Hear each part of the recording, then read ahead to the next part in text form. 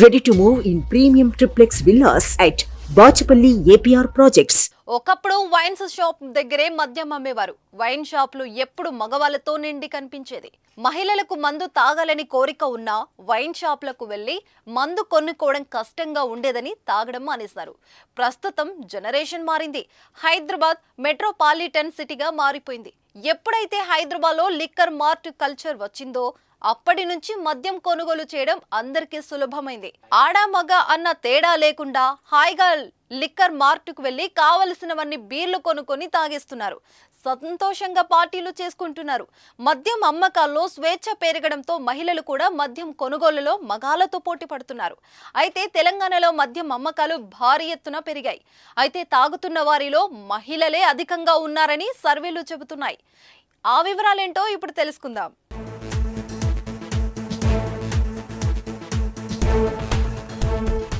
మందుబాబులం మేము మందుబాబులం అంటూ హైదరాబాద్లో మాదాపూర్ జూబ్లీహిల్స్ ఏరియాలో పబ్ కల్చర్ భయంకరంగా పెరిగిపోయింది.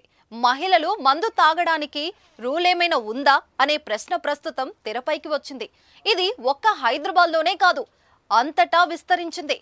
అయితే ఈ పబ్ కల్చర్ పెరిగిన చోట ఏం జరుగుతుందంటే బుధవారం గురువారం రోజుల్లో మహిళలకు పబ్లలో మందు ఫ్రీ అని ఆఫర్లు పెట్టేశారు. ఆ 2 రోజుల్లో ఎంత తాగినా కానీ బిల్లు ఉండదు. కేవలం తినే ఫుడ్ కు మాత్రమే బిల్ వేస్తారు. దీంతో లిక్కర్ ఫ్రీ ఉండటం వల్ల ఎక్కువ మంది మహిళలకు లిక్కర్ వైపు మల్లుతున్నారు. మగాళ్లతో పోటీపడి తాగడం వల్ల లిక్కర్ సేల్స్ భయంకరంగా పెరిగిపోయాయి.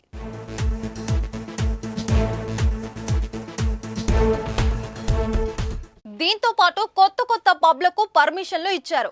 L1 లైసెన్స్ల సంఖ్య గణనీయంగా పెరిగిపోయింది. వీటి సంఖ్య పెరిగిన తర్వాత అందమైన గ్లాసులో మద్యం అమ్మకాలు స్టార్ట్ చేశారు. అది కూడా అట్రాక్టివ్ గా మారింది.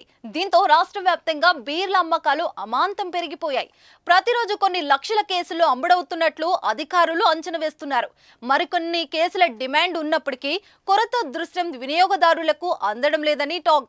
కేవలం ఏప్రిల్ నెలలో కొరత ఇలా ఉంటే మే నెలంతా బీర్ల డిమాండ్ను ఎదుర్కోవడం ఎలా అని వ్యాపారులు చెబుతున్నారు.